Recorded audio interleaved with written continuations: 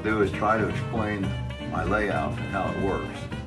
But first, here's my Blue Ridge Scenic Railway hat. I bought this at the Blue Ridge Scenic Railway gift shop. We went to Blue Ridge, Georgia. It runs along the Toccoa River to the Georgia-Tennessee border. I think the town was called Copper Hill, Tennessee. We got on the train at 10 o'clock.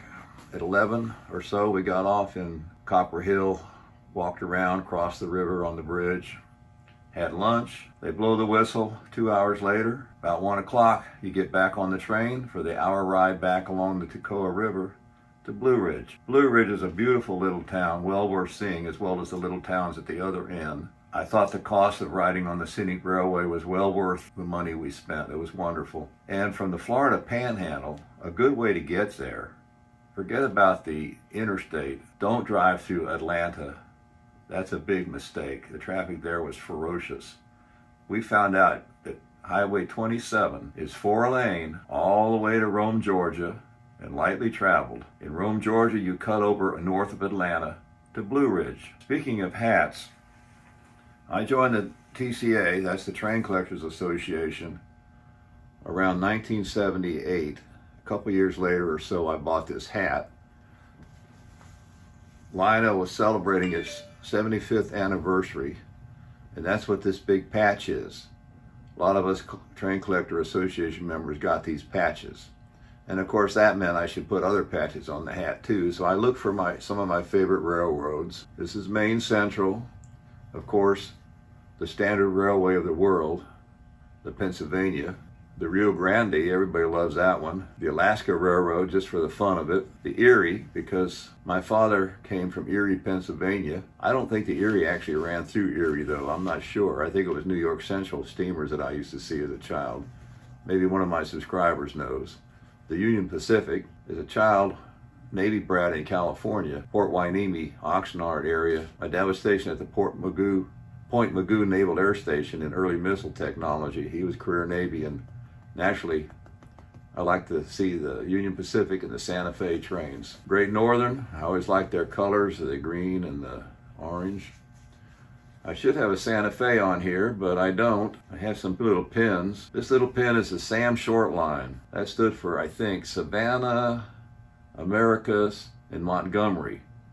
It runs from roughly Tifton to Americus and back through a Veterans Memorial Park. It's a wonderful scenic train ride if you're interested in that sort of thing. There's a lodge in the park and a train station in the park. Highly recommend it.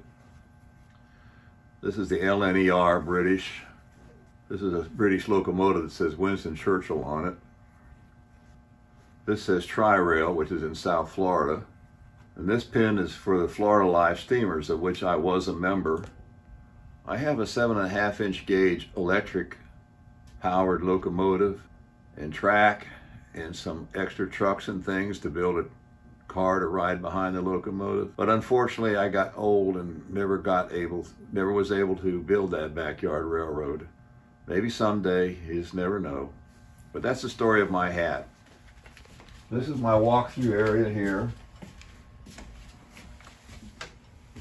with a lift bridge.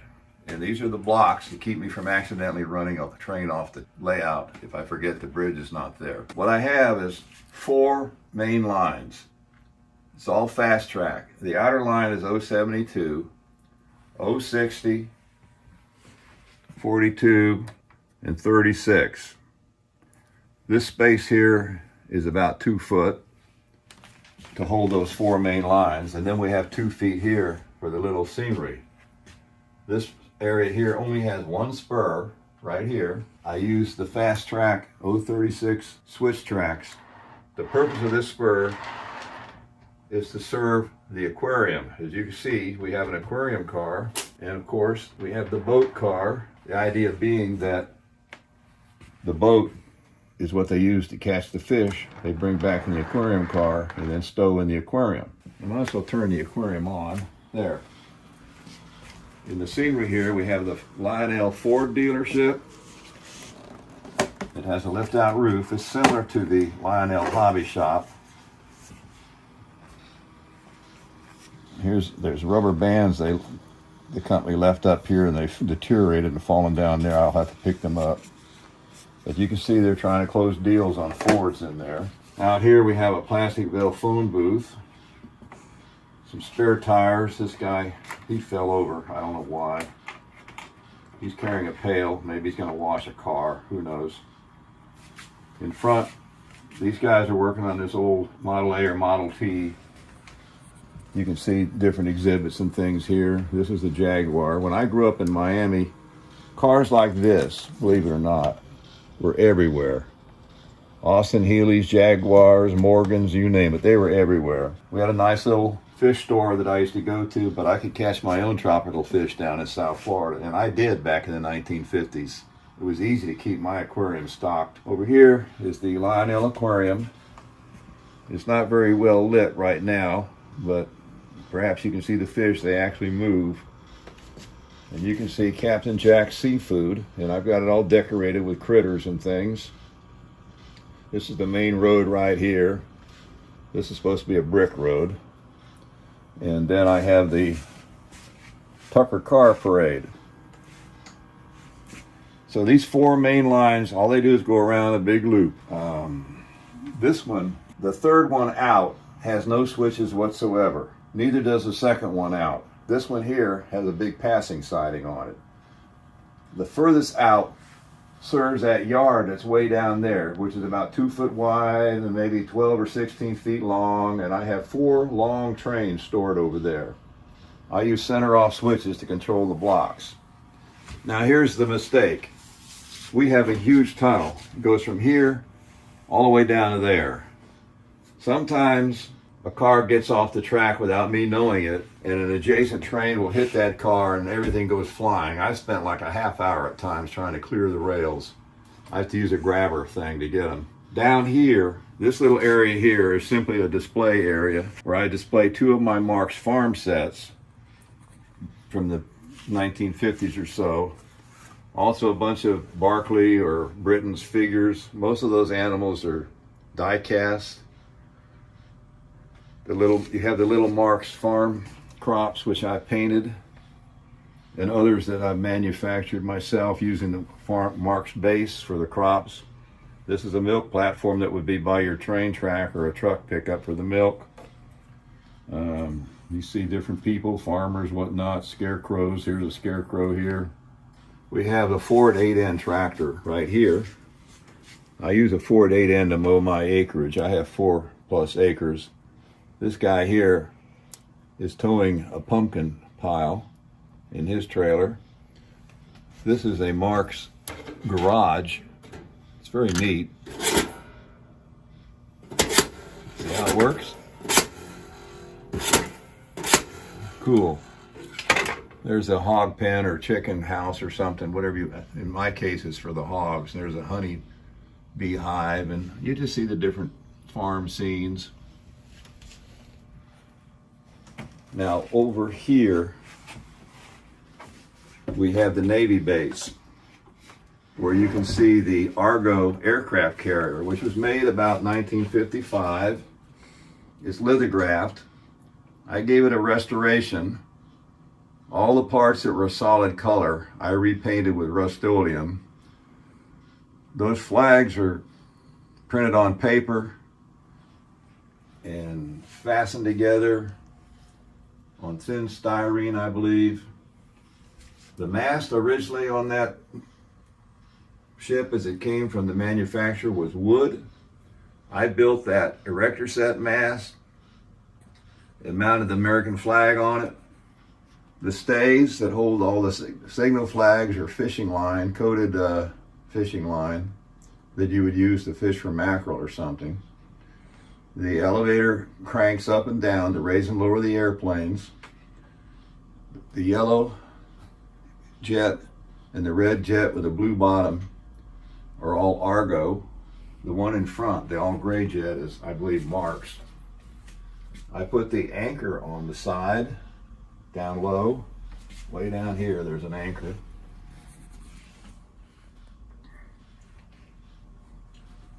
Now, sitting next to PT 109, which a friend now deceased made, you see a Hornby crane in a Lionel building simulating the dock that services the aircraft carrier. Now, as you continue to the right, going around the circle, we have 3 more spurs or sidings. So this layout, beside the main yard that has 4, only has 4 on the main line itself. This one is storing the K-line passenger cars, the 027 size. I only have 2. I don't know how many they made, but that's all I've been able to find. And a caboose. The passing siding goes right through here and back to the 036 main line. And on this siding, I pretty much keep classic post-war freight cars.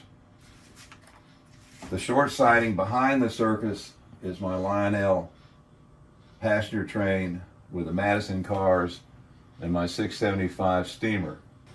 We'll turn this one on now. Have more light. You can hear the Starlight Diner making its noise.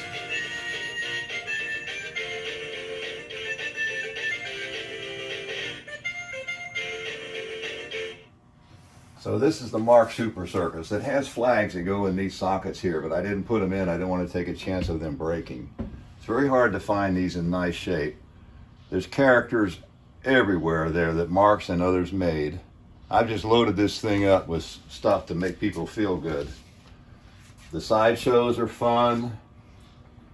We have the Muscle Man, Monkey Wonderland, and Miss Teeny, weighing 650 pounds. We have the Sword Swallower, the Clown, and midgets. Okay. I have Mr. Peanut over there, a plastic figure that used to be an advertising thing.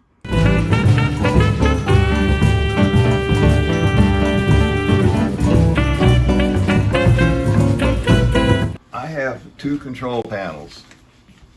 One control panel is in here. A person can sit here and operate the 2 inner loops and this whole upper stuff. The other control panel on the outside, when the bridge is in, is out here.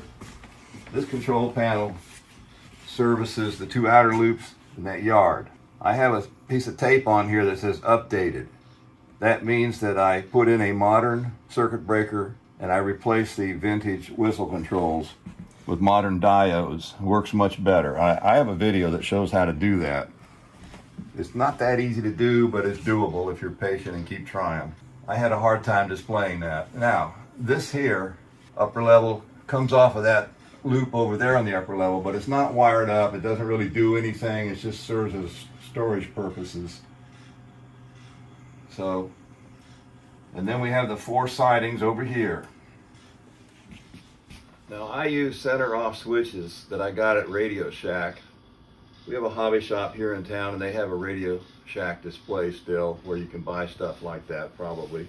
I haven't looked, but they probably still have them.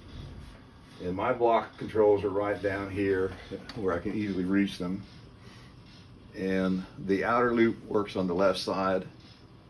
The next second inner loop from the outer loop works on the right side.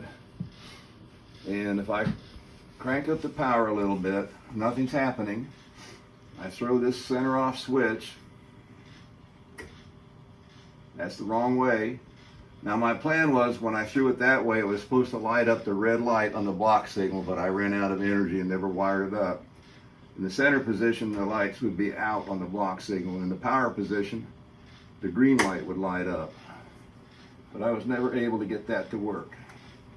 Now you see I did power it. Here comes the K-line Circus train.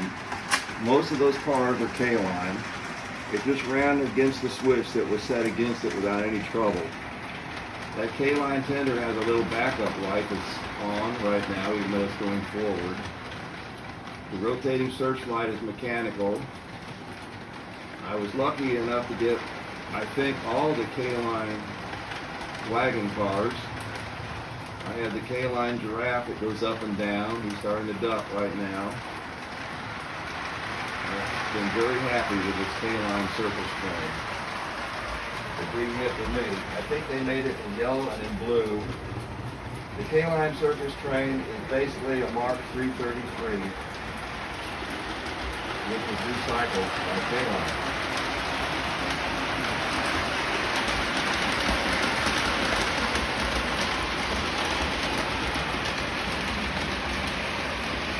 Now see how long this train is, that'll tell you pretty much how long that siding is. You can count the cars yourself. Elephant car, long wagon cars. Each one has a different wagon scene and all that. Lion car, giraffe car, caboose.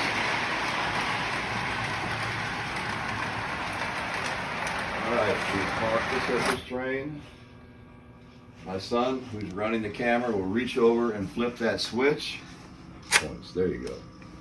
Alright, we're going to back it onto the siding now. Here it comes. Let's see if we can do this without having a train wreck. That's always the trick. Go slow.